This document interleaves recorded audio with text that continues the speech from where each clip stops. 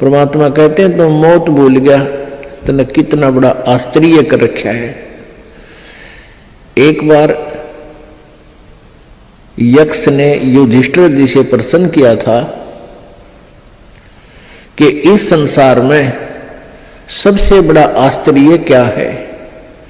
युधिष्ठिर जी ने उत्तर दिया था कि सबसे बड़ा आश्चर्य ये है कि प्रतिदिन हम अन्य व्यक्तियों को मरते हुए देखते हैं और अपने नंबर की चिंता कती नहीं। यहां भगवान बंदी छोड़ कबीर साहिब जी कहते हैं कि मौत बेसारी बावड़े तन अचरज किया कौन, और ये तन माटी में मिल जाएगा जो आटे में लौण। आपका कितना सुंदर शरीर, जिसके लिए आप इस मानव शरीर को स्वस्थ रखने के लिए, इसके प्रोटेक्शन के लिए, इसको जीवित रखने के लिए हम सारा जीवन लगा देते हैं।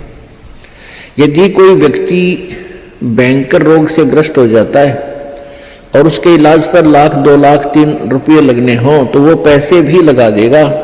अपनी कोई जमीन जायदाद भी बेचनी है उसको भी बेच देगा, क्योंकि ये इतना प्रिय है।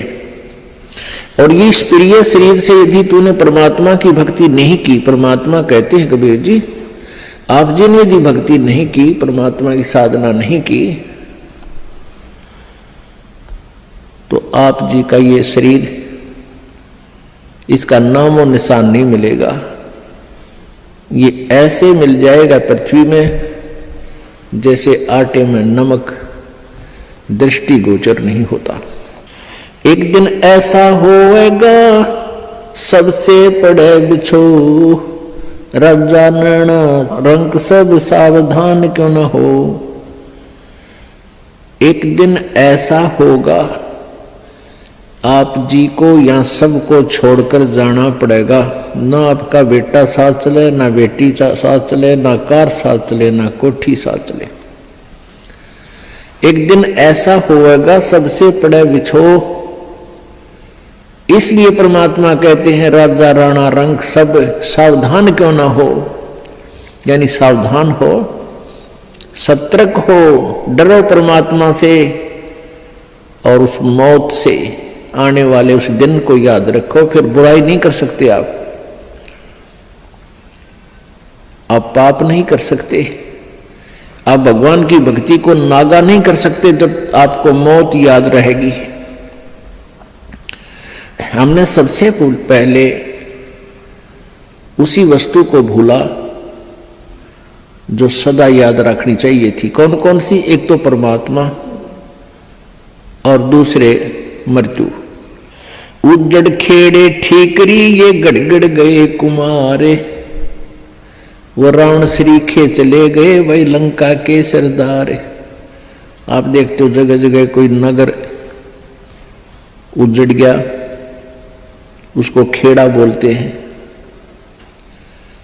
जो कोई गांव कहते हैं, गांव खराब गर्क हो गया था तो वहां छोटी छोटी ईंटें, बर्तन फूटे हुए मिट्टी के, उनके ठीकरे वो नजर आते हैं। तो परमात्मा याद दिलाते हैं कि ये उजड़ खेड़े ठीकरी, और वह भी आपकी तरह ठाठ से रहा करते थे, भगवान भूल गए थे।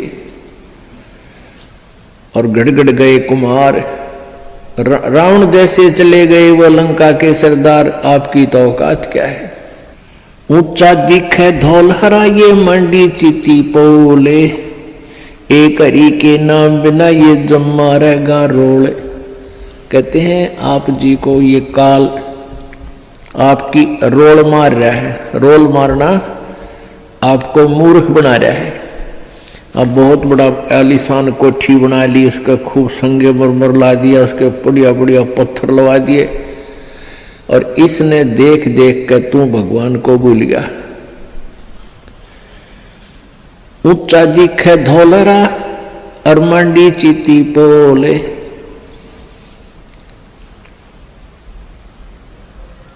एक हरि के नाम बिना ये जम्मा रहे रोल। ये तेरी रोल मार रहा है, तुझे मूर्ख बना रहा है काल कि कितनी अच्छी कोठी है मेरे पास, ऐसी कार है, मेरे इतने पुत्र हैं, इतनी पुत्रियां हैं, वो ऐसे ऐसे बढ़िया सेट हो रहे हैं, और फिर नो प्रॉब्लम, या प्रॉब्लम आगे बहुत बड़ी होगी। जो आज भगवान नहीं बज रहे। गधा बनेगा, प्रॉब्लम है प्रॉब्लम, कुत्ता बन गया, प्रॉब्लम है प्रॉब्लम।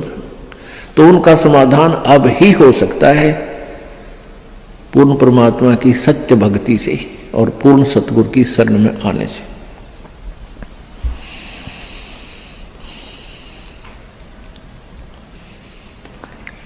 कबीरा देवल ढह पड़ा ये ईंट वही संघार, कोई चे जा रहा चुनिया मिलान दूजी बार।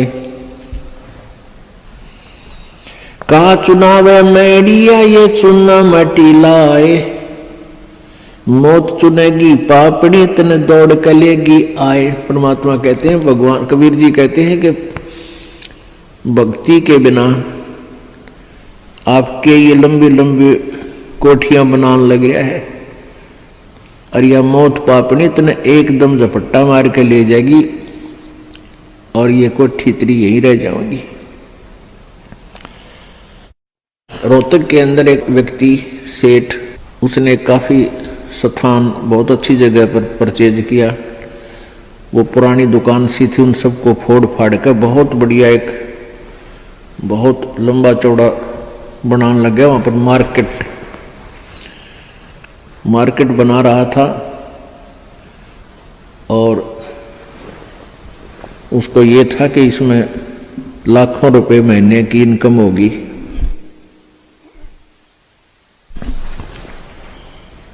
अब वो मार्केट तो बनी भी नहीं थी, वहां जो वर्कर काम करे थे उनको पेमेंट की, और वो वर्कर वहां बैठकर अपने पैसे पेमेंट को गिन रहे थे, संभाल रहे थे। और वहीं पर गर्मियों के दिन थे, उस सेठ ने वहीं पर नहाने के लिए एक पट नीचे ईंट सी बचा रखी थी और ठंडा पानी की वहां व्यवस्था थी। तराई के लिए नहाने लग गया। अब स्नान करके धोती बांधी थी, कुर्ता पैर नहीं पाया, एकदम गिर गया और गिर गया कि मर लिया खड़ा खड़ा। उसका समय पूरा हो चुका था, वो एकदम समाप्त हो गया वहीं पर। तो यहां परमात्मा याद दिलाते हैं,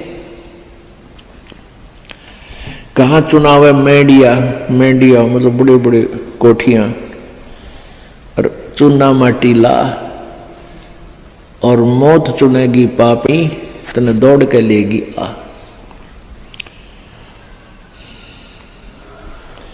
कहा चुनाव है मैडिया ये लंबी भीत उसार, घर तो 3.5 हाथ भाई घना तो 4.25। परमात्मा कहते हैं कि क्यों लंबी लंबी कोठियां, एक कोठी में 6 कमरे, फिर डबल सटोरी, फिर ट्रिपल सटोरी।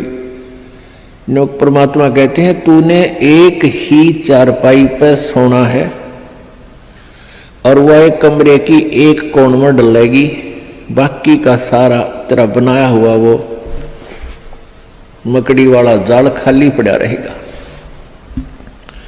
तो परमात्मा कहते हैं गरता 3.5 हाथ और घना तो 4.25। एक व्यक्ति का अपना शरीर का जो डायमेंशन है, अपने हाथ के 3.5 हाथ, 3.5 हाथ, कोई चाहे छोटा है चाहे बड़ा, अपने हाथ नाप कर देख लियो, उसका लंबाई 3.5 हाथ की होती है और एक हाथ का ऐसे पूरा विस्तार होता है। कहते हैं घरता 3.5 हाथ, यानी इतनी जगह चाहिए तेरे को, तेरा शरीर आ जाए उसमें। और घना तो 4.25, यानी घना कर 3 इंच फालतू और बना ले। कहने का भाव यू है कि मिनिमम प्रत्येक चीज को मिनिमाइज कर दो और फिर देख सुख परमात्मा का, आनंद देख मालिक का।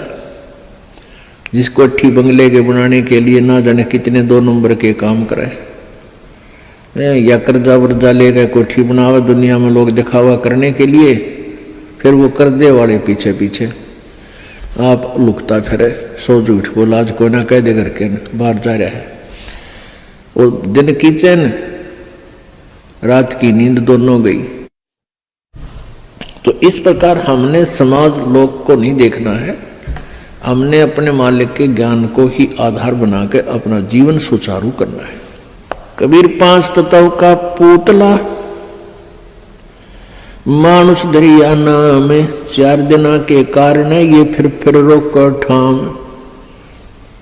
अब क्या बताते हैं, ये 5 तत्व की बना हुआ ये मिट्टी का शरीर, इसका मानुष धर दिया नाम, और 4 दिना का जीवन है। पता नहीं कहाँ कहाँ पर कोठी बनाता है, गुड़गांव में एक प्लाट ले लिया, हिसार में एक बड़ा बड़ा मकान ले लिया, जींद में अर्बन स्टेट में कोठी ले ली।